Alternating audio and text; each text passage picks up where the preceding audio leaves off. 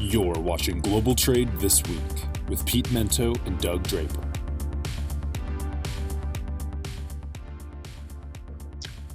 Hello and welcome to another edition of Global Trade This Week. I am one of your co-hosts, Doug Draper, and I am out in the Intermountain region. Pete, I'm going to keep saying that. And my co-host is on the other side of the United States, Mr. Pete Mento. Pete, how you doing, buddy? Guten Tag, bonjour, and cheerio all. I'm fine. Very excited to be leaving for my vacation tomorrow. A little family fun trip to the continent and the United Kingdom for some revelry. Can't wait, Doug. I will miss you, but not so much that I would ever. I mean, I'm not going to cry over it. Okay, that was my first question. Are you going to cry? And the fact that you answered it so quickly, I appreciate that. So, no. Well, here's the big news as a teaser is that even though you're out of the country, Global Trade This Week, keeping with its namesake of global, will still happen next week, and you will be remote. Right, I will, yes. My intention is to be on the show next week after a sizable number of liters of beer from Oktoberfest. So that is my intention. You won't be able to smell the sauerkraut in my breath, but I hope that comes through while we're talking next week, Doug. Yes, that will be. I don't even know what to say or prep. I don't even know how to prep for that kind of show, Pete, but I'm looking forward to it. You should be excited. Many a beer will be drank. Many a bottle of wine will be drank while I'm in France. Many a Frenchman will be deeply insulted by the way that I treat their waiters. And with any luck, I will remember all of my German curse words for next week. Nice. Is probably my best language outside of English. So we'll see. Yeah. We'll see how it goes, buddy. That's good. That's good. All right. Well, that's next week. We have this week to worry about. So let's jump in with the topics. You go first, my friend. Yes, sir. So this week, I wanted to really focus on two topics. The first one, they've been bugging me. The first one is the lack of brokers. So as I have been trying to find something to do with myself that excites me, I've had a lot of small freight forwarders asking if I would simply come to work for them to be their license holder. I mean, like they've said to me, if you don't have to keep your license someplace for wherever you go next, would you be willing to be our qualifying licensed individual, manage oversight and control? And I've said no. I need to be there in the weeds night and day in order to put my license on the wall because I worked really hard for it to get it. And everyone I'm speaking to is saying the same thing. The number of new customs house brokers just is not living up to the number that are leaving the business. We've talked about this before, but it got me thinking, why? Why, Doug, why? Why don't we have more brokers? Why aren't more people coming into this truly fascinating business? And I think the answer is a couplefold. I think, first of all, the exam is stupid. We need to just say it. I said something on LinkedIn about it today. I want to double down on those comments. I'm not certain that holding a customs house license really determines whether or not you know what the hell you're doing. Because I've taken the test, I passed the test first time. I'm brilliant like that. And I've been a broker for, look at my license now, 25 years, I think. And it's not the kind of information, if you were to say, hey, Pete, I've got a friend of mine who wants to be a customs house broker, what should they learn right away? I'm not really sure that it's what I would have them focus on. I honestly believe this, Doug. I think that customs should move towards an apprenticeship program where young people who decide someone who decides they want to do this as a living goes to work for a broker, transacts entries, understands how customs works, sees the interaction between the trade and the enforcement community. And then when a license holder says they're ready and they're willing to sign off on it, they get a chance to go take that test. And I think that for people who plan to be operative customs house brokers, people who work all day transacting customs business, there should be one license. And there should be another distinction that's given by customs for people who want to be compliance professionals for importers. Makes a lot more sense to me. As everyone knows, I am a big jiu-jitsu guy. I spend every waking moment thinking about it, talking about it, dreaming about it, and practicing it. And in our world, If you are a student, they ask who your teachers are. If you're a black belt, they ask who gave you your black belt and whose black belt you got from whose black belt. I can tell you the brokers that taught me and the brokers that taught those brokers and the brokers that taught those brokers. There is a tribal way that it's happening now. It's just not prescribed. And I think, Doug, as people like me, and according to customs, there's only 12,000 of us left. And we're only getting about 150, 170, so more every year. As we continue to die, retire, let our licenses lapse, or just leave the business, we need people to step up and want to do this. And a stupid test that doesn't really reflect what goes on in our business is not a great way to determine who should and should not be given advice. So that's where I'm at, Doug. It's time to get away from this testing regime and come up with a smarter way. Yeah, I'd agree on a couple points. Number one is it's a government regulated and certified thing, so you're never going to get away with a test, in my opinion. But the thing that I liked, and I was going to go to when I saw about this one, is a customs house broker is transactional. I sit and look at my computer and I push buttons and I click on screens and I do that kind of stuff. In my opinion, that's going to go away, right? You got computers to do all that stuff now. Data in, data out, it'll push a button, everything will be take care of it. So the transactional concept of a customs house broker is waning, right? Look at that. Look at that. It's a fact. HAL 9000 is coming to get you. But the thing that I like, Pete, is the apprenticeship and the fact that you can be a compliance officer, which understands engagement, understanding how things work in the world so they can be classified correctly, and helping as a strategic advisor for a company that does importing, exporting, or some level of compliance. That's where the future is. But the thing is, nobody knows that exists, right? Which means the apprenticeship is good. There's so many schools out there that have supply chain and logistics degree programs. I'd be interested to know how many of those have any sort of focus on customs house brokerage and what that means and the career opportunities that you could take in that field. So I know you got the yada, yada, yada going on with your hand, but HAL 9000 is going to take over the transactional nature, but they can't take over the consulting aspect of it, which I think could grow and be really engaging and challenging to individuals getting into the field. Yeah, sure. So you've got a microwave at home, right? Yeah. Yes, I do. Yeah. Would you make a turkey in it? Possibly. Probably not, though, right? Like you have all the existing technology in your house to cook very, very quickly, but you still spend your money going out to eat. And when it comes time to have a well-prepared meal, you go to a chef. You don't try to make it in your Cuisinart and in your microwave. You go to someone who knows what they're doing. Doug, you're making my point, brother. You're making my point for me. Customs house brokerage is one of the last places in this business of ours where actually knowing what the hell you're doing matters. And as e-commerce becomes the only thing that people are trying to distinguish themselves from, this will be the only part of logistics that isn't overrun by a bunch of people with keyboards and master's degrees in computer science. You better become a broker, kids. You better become a broker. Did you say better get them a computer, a HAL 9000? Go ahead. Yeah, you can code all you want, but anybody can learn to code. It takes a truly twisted, broken, emotionally distraught individual to become a customs house broker. Yeah, I guess we'll agree to disagree. Transactional nature is out the door. Consultants is absolutely in. We will not agree to disagree. We will agree that I am right and you are wrong. That's what we will agree on, Doug. But all the same. Go ahead. Yes. All right. Give me a chance to disagree with you, although I know what the topic is and I'm already on board with you. So go ahead. Yeah. Well, this is dabbling into Pete isms there, right? The European energy crisis and the freight markets. So, in my opinion, there's two words: consumption and production.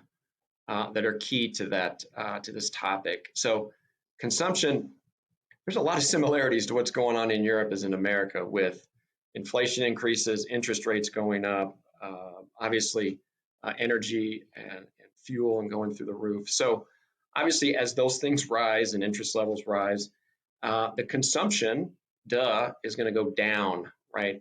Import prices are going to decline at some point. Routing changes. So the consumption of individuals is going to slow, which means ocean freight and imports of tangible things, and we've spoken about the goods aspect versus the services aspect. As people aren't buying durable goods anymore, there's going to be less product flowing into the country.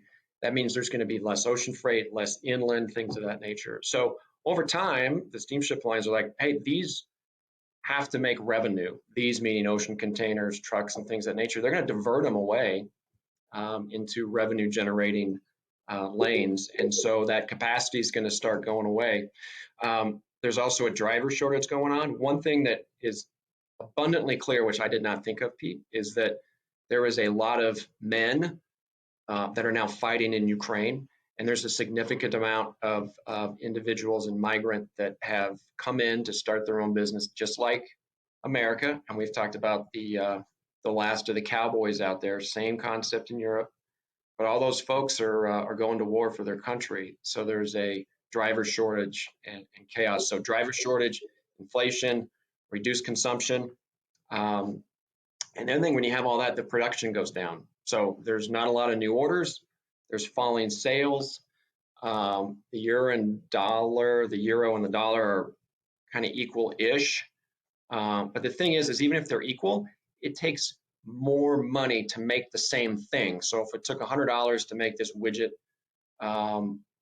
it now costs $130. So even though the currency values are very common and on par, it doesn't mean things are dramatically different. Looks good on paper and it makes a good headline, but I don't know. So I think the energy crisis is just one thing that's going on out there in Europe that Americans should really pay attention to, because unlike so many different things, when America's isolationist and people are like, it doesn't affect me, I can still get my hamburger and fill up my gas tank, so why should I care? I think in this day and age, with what's going on over in Europe, we should care because it's going to have a bigger impact than we may think. Yeah, I agree. I think I brought this up last or the one before. I'm very concerned about how the drawing down of the European market is going to end up negatively affecting the world economy. And as the energy prices there continue to push down their ability to be competitive. So European companies are paying more to make everything because of energy prices, which makes them less and less competitive, which means they're going to have to lay people off, which puts a greater strain on their economies. I mean, it's just it's a tumbling, ugly type of model. This just gets worse, Doug.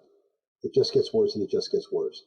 We're going to start selling them energy now that our ports are all open, ready to start selling natural gas again, which is going to increase our costs of energy. And it could also have a negative effect on us. Unfortunately, the only places that seem to be making any money on this are the Russians, India, and China. So, and anybody selling coal these days. So I'm not sure really what this is helping, to be quite frank, but it will continue to draw down all markets. And we talk a lot about transportation markets here, but I don't know anything that's used in production that isn't moved there, unless it's a farm-to-table situation. So you're right, Doug. The macroeconomic impact of what's happening in Europe and its effect on energy prices is going to spill over into practically everything for the next 2 years. Yeah. Well, that brings us to our halftime. This is where the fun banter comes in, and it's brought to you by Cap Logistics. Not only is halftime brought to you by Cap, but this show, for goodness sakes, Pete's brought by Cap Logistics. You and I wouldn't be sitting here without those guys, so please take a look at their service offerings at caplogistics.com. All right, you go first. Me? I'll go first. Yeah. All right. So fire away. Very, very quick on this one. I will be leaving for the United Kingdom tomorrow night. Then I'll be the continent of Europe. But the UK has a special place in my heart. I have a lot of very, very close friends that live there. They were kind enough to allow me to pursue my doctorate at the University of Durham there. God bless you. And even pay for most of it. So thank you. But the whole point of my rant here is that I've always loved visiting there. And I've always loved going over there because as someone who lives in New England, how close the two places are is not lost on me. But there's something about tradition, Doug. There's something about tradition. And Her Majesty died last week, and I am certainly no apologist to the idea of a monarchy. But it is interesting to see that since she has passed away, there are certain things that are happening. The Queen is dead, God save the King, and King Charles III is already living up to his duties. While he is in mourning for the loss of his mother, he is trying to get his world in order and keep the British people on track. If you watch the news, people who just days ago were upset about every little thing are upset about the passing of a monarch. They might not like a monarch.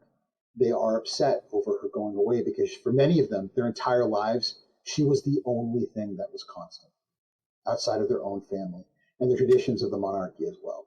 So why do they still have a monarchy? For those reasons. It represents everything about who they are as a nation, and it helps them to maintain some sort of a hand to the past. And as I look at our own country, I would never, ever want one. But the idea that we should try to get back to some of our traditions, no matter what they are, personal ones, family ones, regional ones, local ones, ones in our city. I would come home every Thanksgiving to watch my old high school play the other old high school until I got too old. But for a good 15 years, it was an important part of my traditions. In my house, we like to have a German Christmas Eve and an English Christmas Day. And that's just the way it's always going to be. I do the same things that my parents did on certain holidays, and I hope that my kids do the same things as well. So, Doug, I think as the Queen passed away at a time that we really need to remember our traditions and who we are as a culture, we have the opportunity to see why that is still so important as it's keeping a country that has its own problems happening right now. A Queen who blessed the new Prime Minister days before her death is helping to remind them why it's so important to embrace the cultures that they have as a country. Wow. Thanks, Pete. I appreciate that. The one thing that I learned is that on the monarchy, whenever you throw on the currency, when you put your face and your bust on the currency, the direction in which they look alternates based on who the monarch is. So they were saying that, yeah, Queen Elizabeth faces right. Now, I don't know if that's stage right or what right it is. The coin. Yeah, I don't know. I don't have any. You check it out and advise.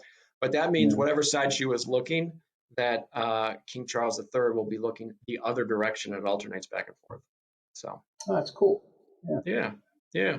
Well, I was going to get cute and smart with my halftime, but I think based on yours, Pete, I think I should take it over to this side of the pond. What? You could be as cute and smart as you want to be. I mean, that's what halftime's for. No. Well, I was thinking I can save this one till next week, right? I won't even get into it because it is pretty funny.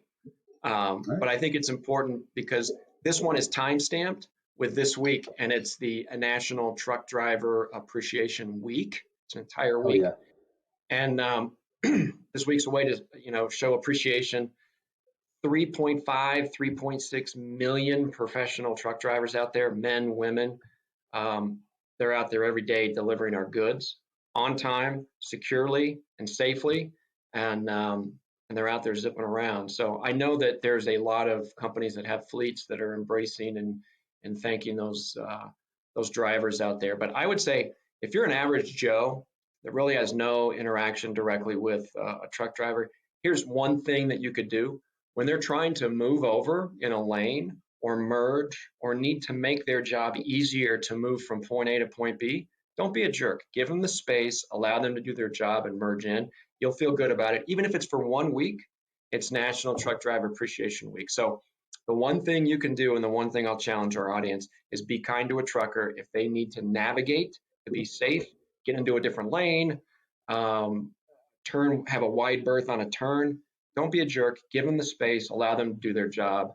And I just want to personally thank all the truck drivers because I know a few by name and things of that nature, a lot by name in our industry here. But anyway, thank you very much. National Truck Driving Appreciation Week. I wanted to make sure that was called out, Pete. Yeah, and well said and well pointed out, Doug. We don't take enough time to thank all the people in our logistics industry, but the ones that have a never-ending daunting task and really do take a lot of criticism and are not thanked enough are the people who drive those trucks. And you make an excellent point of trying to treat them with respect on the road like they try to treat us with respect on the road. They understand what a large and dangerous piece of equipment they're driving. I don't think that people in cars understand it as well. So by taking a moment to really respect the fact that they're driving goods around the country and they're doing so in a piece of machinery that is quite dangerous, and they take it very seriously. Give them a little extra berth. Try to do what you can to make their jobs a little bit easier. And you never know what's on that truck. It could be literally something that could save somebody's life that you care about. Yeah. So Great point. Yeah, Great thank point. you to all the truckers out there. Good deal. All right. So we're on the back half here, Pete. You can No, roll with your next topic. yeah. So my next topic is that winter is coming. I do so enjoy the Game of Thrones stuff because I am a dork, Doug. I'm going to own that. I'm not going to sit here and not going to sit here and try to pretend otherwise. I'm a nerd, and winter is coming is an excellent phrase for so many different things. But for our industry, oofa, just when you think it's over, it's not over. Because what we're about to see coming in 2023 is the market dropping and stabilizing at rates that are still awful, but much, much better than what we've seen in the past couple of years because of all the economic things we've already talked about. And with that, you're going to have a lot of companies who bought into relatively high rates going into forward-looking periods. A lot of NVOs, a lot of BCOs that went out and got those rates ahead of time. And you're going to have a lot, however, that didn't. You're going to have a lot of people that are suffering with these ocean carriers who are going to have to decide, are we going to let them off the hook for these terrible rates as the market is lowering because it's going to be better for our relationship going forward for the next 10, 15, 20 years, right?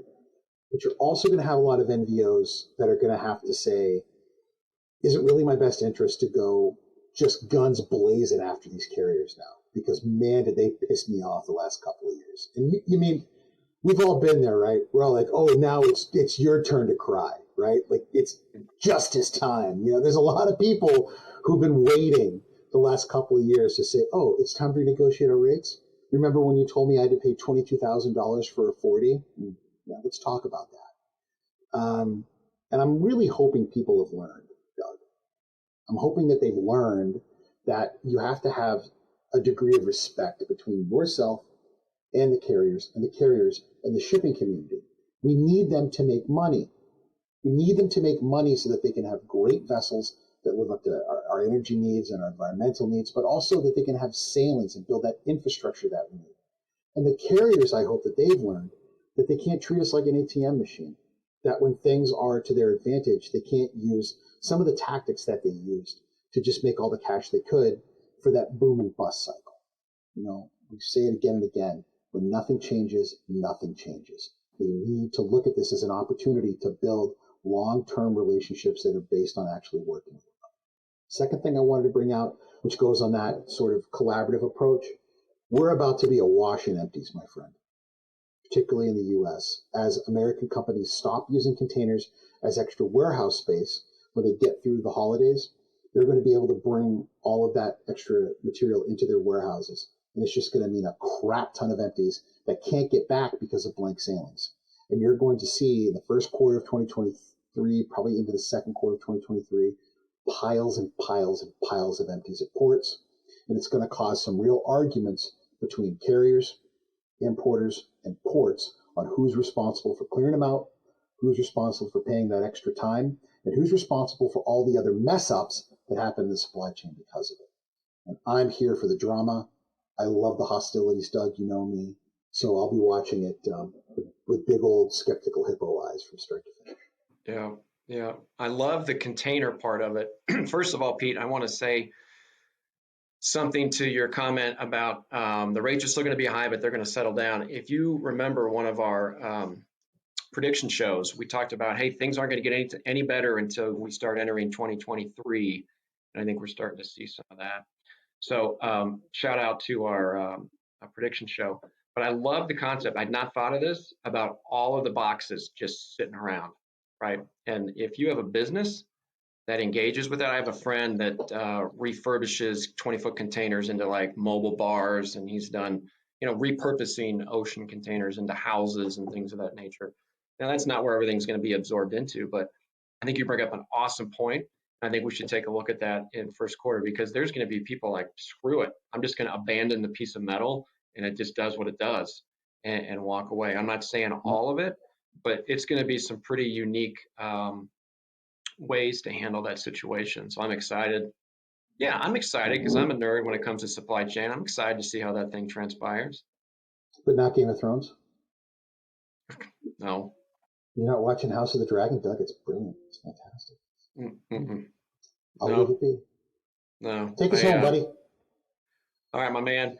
So this is, let me pull this sucker up here. So this is fun, and I'm just going to simply say peak season surcharge were announced. I'm specifically talking about Parcel.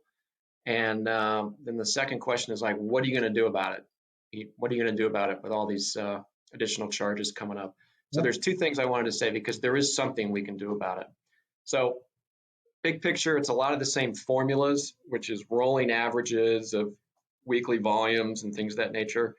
And then the fees are the same, but everything's been escalated. So last year, a surcharge fee was $1.15 to like $5 and some odd change. This year, it starts at $2.15 and rolls up to like $6.50 or something. And that's really whenever you hit shipping thresholds. I think it's thousands and thousands of dollars. But anyway, my point is that the amount is just more expensive as far as the surcharges. And the other thing is that you have to hit a higher volume. So last year, if you exceeded like 25,000 shipments a week, and that in and of itself defines that it's really the large shippers that are going to be taking the brunt of this. This year, it's 22,000 max. I'm speaking specifically to UPS. I'm sure FedEx has something very similar.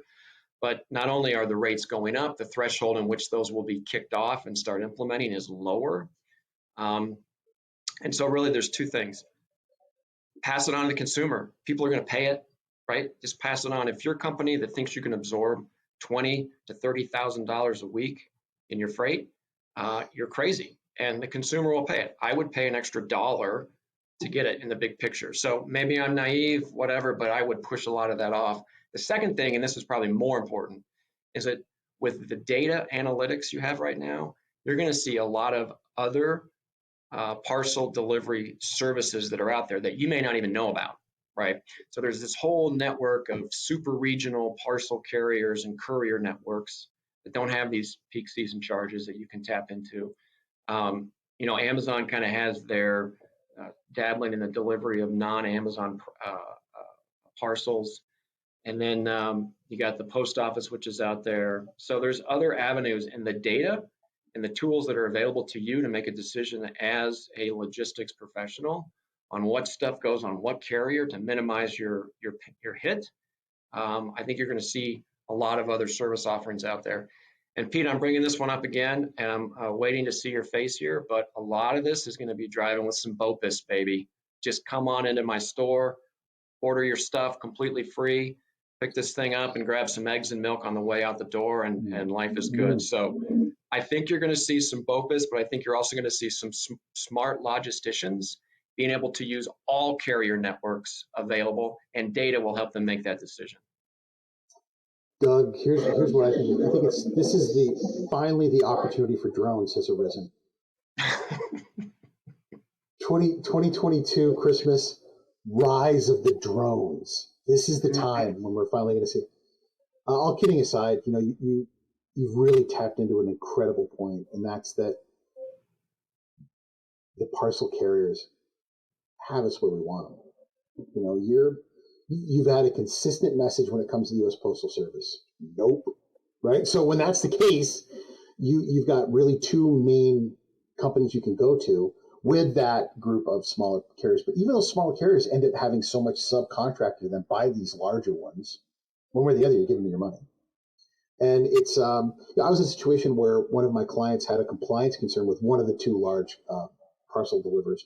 Like, I will never give them my business again because they won't give me an answer about these, they were just asking for a report. I will never. And I just said, yeah, you will.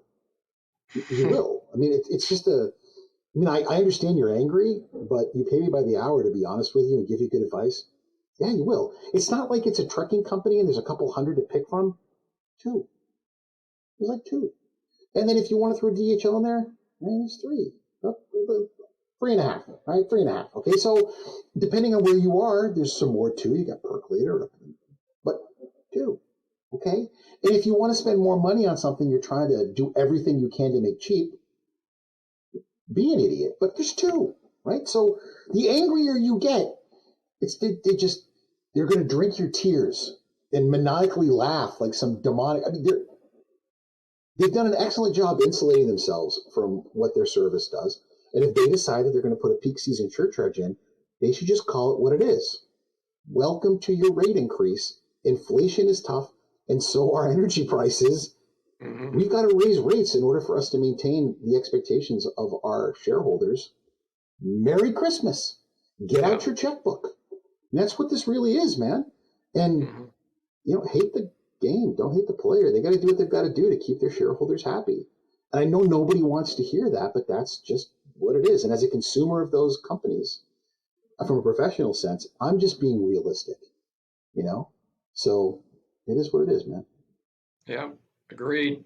I thought when you were counting off, right, there's 3, and then you drop this. You thought something was going to happen there? I was like, hey, we need a black mark in there. I'm glad that didn't happen. No. That, Pete, ended 5-6 years ago. There's too many people that watch this damn show. We can't act that way. Yeah. So. Plus, we don't want to teach Keenan any curse words or bad things he might use in his 5th grade classroom and get him knocked out of school again. That could be a problem. Agreed. Well, with that, that's going to do it for us this week on another exciting episode of Global Trade This Week, brought to you by Cap Logistics. We thank you always for watching and listening. Those numbers just keep ticking up. It's terrifying to think so many of you actually watch us talk about these things. Thank you again to Keenan back in the booth, who between having his Muddy Buddies Chex Mix and catching up on his was it Roblox? Is that what they're called? Game on his iPad. He manages to make sure this show just keeps on running, and we do love him for that. And the folks at Cap Logistics. Thank you, Doug, for always bringing the heat here on Global Trade This Week, and we'll see you all next week. Take care. Absolutely. Look forward to it, Pete. Thank you. See you. Bye-bye.